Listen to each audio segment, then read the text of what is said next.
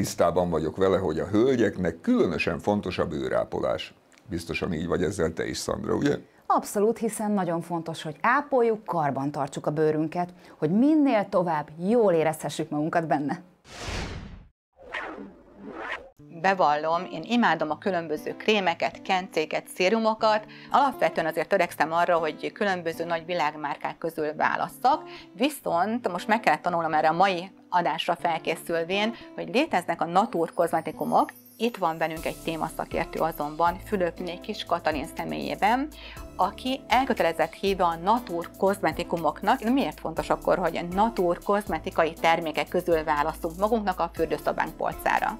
Ugye a naturkozmetikumokban csak természetes összetevők találhatóak, és ami nagyon fontos, hogy nem tartalmaznak különböző kémiai, szintetikus anyagokat, mint például a kőolaj-származékok vagy a parabének, amelyek ugye hosszú távú hatása, hogy a bőrünkön keresztül felszívódnak, és károsíthatják akár a hormonrendszerünket, vagy ugye onnan visszakerülnek a vízrendszerbe, és a természetre is káros hatással vannak. Akkor ugye fontos az egészségünk védelme is, és akkor, hogyha megfelelő krémeket használunk, akkor akár az egészségünket is tudjuk akkor ezzel a fajta hozzáállással szolgálni, védeni? Így van, az egészségünket, meg ugye a környezetünket is. Tudatos vásárlói magatartás egyre népszerűbb, egyre inkább megválasztják az emberek, hogy milyen élelmiszert vesznek le a polcokról, milyen tisztítószert visznek haza.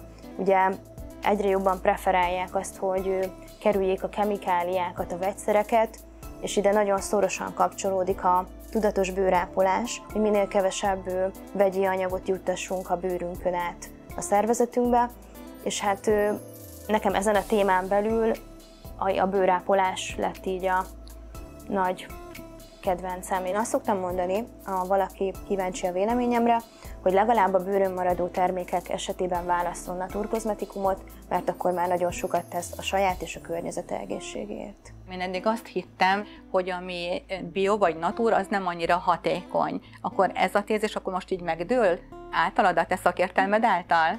Én azt vallom, hogy ha egy naturkozmetikumban megfelelő mennyiségű hatóanyagtartalom van, akkor azok igenis hozhatják a várt eredményt, és hozzák is.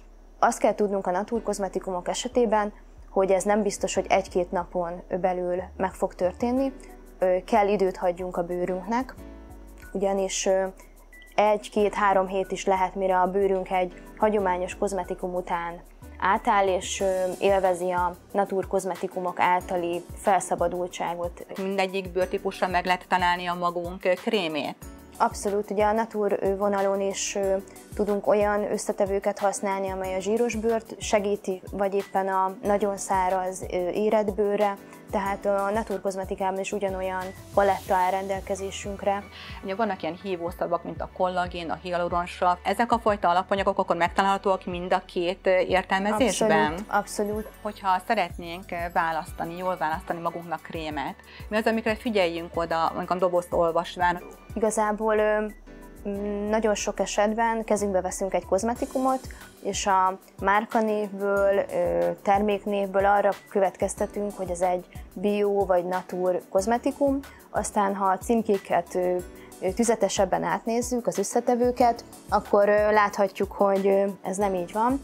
Ugyanis ha a parabén szót bármilyen előtaggal olvassuk, etil, butil, metil, akkor biztosak lehetünk benne, hogy nem parabénmentes a készítmény, illetve a kőolaj származékokra is könnyen ráismerhetünk, parafin, petrolátum, ezeket ha látjuk az összetevők között bárhol, akkor nem naturkozmetikumról van szó, és ha azt szeretnénk, akkor tegyük vissza a polcra.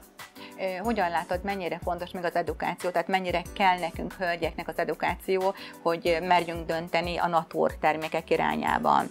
Nekem az a tapasztalatom, hogy egyre nagyobb az igény, már erre is jobban figyelünk, hogy milyen kozmetikumot használunk, illetve úgy érzem, hogy az én misszióm az, hogy az embereket segítsem abban, hogy egészségtudatosabbakká váljanak, és ezt a fajta egészségtudatosságot a bőrápolás területén is behozzák.